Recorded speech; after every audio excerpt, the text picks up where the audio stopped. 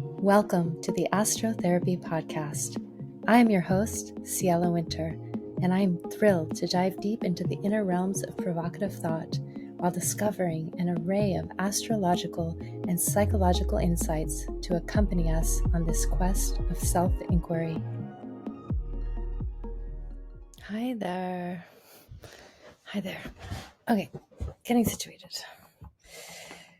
Putting my feet up. Kicking the table. Getting started.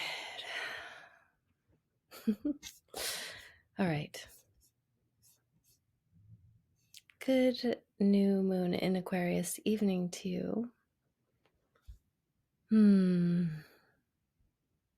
This is a new beginning. A new beginning, which is also an ending, which is a beginning. And so it goes.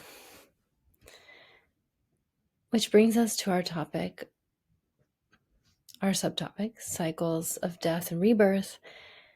And my question for you is, what is that rumble? What is that rumble? The definition of a rumble is a continuous, deep, and resonant sound, and a living semblance of an auditory configuration emerging from the depths of my psyche means either one of two things to me. One, a dragon has awakened, which interestingly enough, we have now entered the year of the dragon according to the Chinese New Year as of today.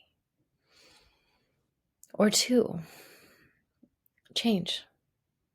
And at this moment, I am deeply present to the latter, and I am asking myself, again? I'm also present actually to the former, which is the dragon. I've awakened a dragon.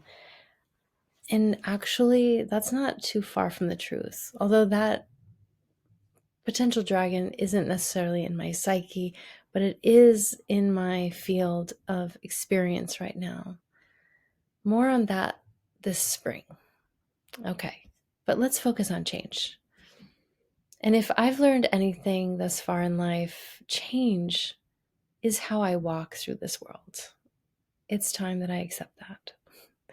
Constantly shifting through time and space with an evolutionary purpose of growth and learning. That's really been my MO.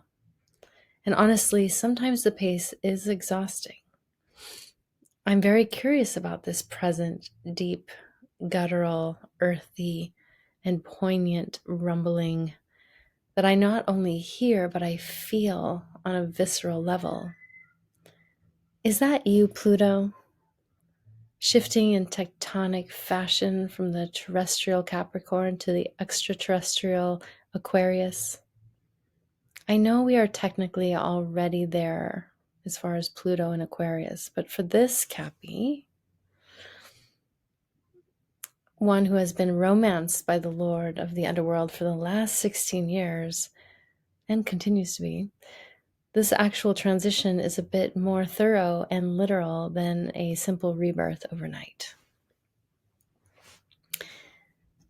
So personally, I am still clearing out the tendrils of Pluto's Capricorn soiree, and most likely will be through the end of this year when Pluto returns to Capricorn for 2 months, starting September 1st through November 19th.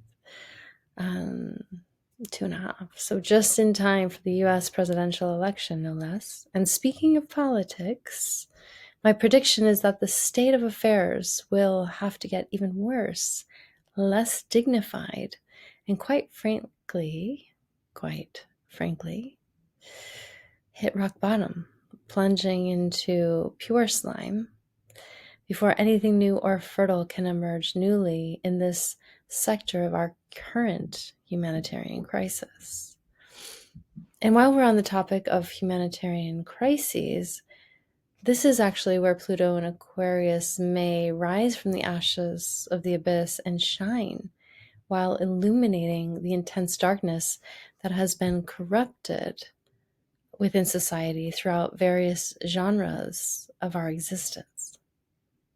The true litmus test will be each individual's response to the various disruptive opportunities in order to form a new collective cohesion or not. And the jury is out.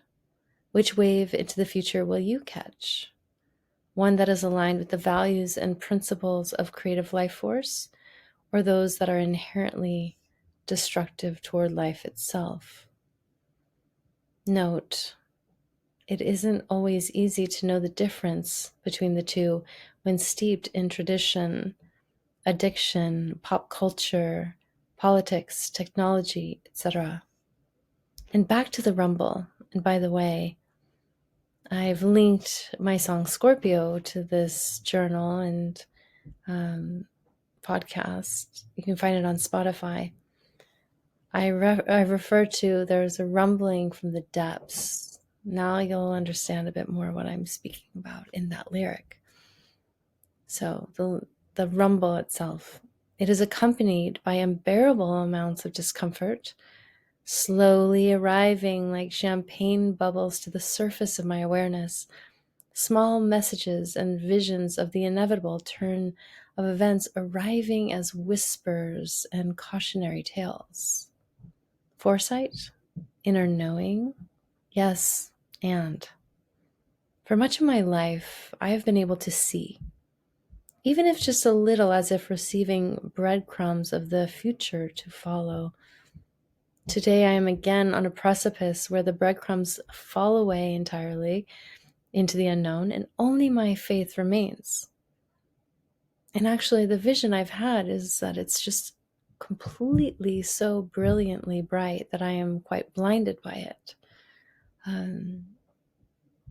This blind faith journey is actually familiar territory to me, only in that I know that this is part of a greater cycle of death and rebirth. So what now? Fear or excitement? In the moments that you find yourself here, you'll find that the choice is yours. And more than that, for me, there is work to do to align myself appropriately to what needs my attention, what needs to be done, and what needs to be released into the river of life. This is a new moon in Aquarius that, ruled by Uranus and Saturn, offers a steady diet of change on the current menu. This new moon is also squaring Uranus, which will up the ante on the unexpected and the element of surprise. My advice for any challenges that arise: they are here for a reason, and these too shall pass, so hang on tight and let go. Blessed new moon to you, all my best to you, and please receive the peace of my heart that lives inside these words.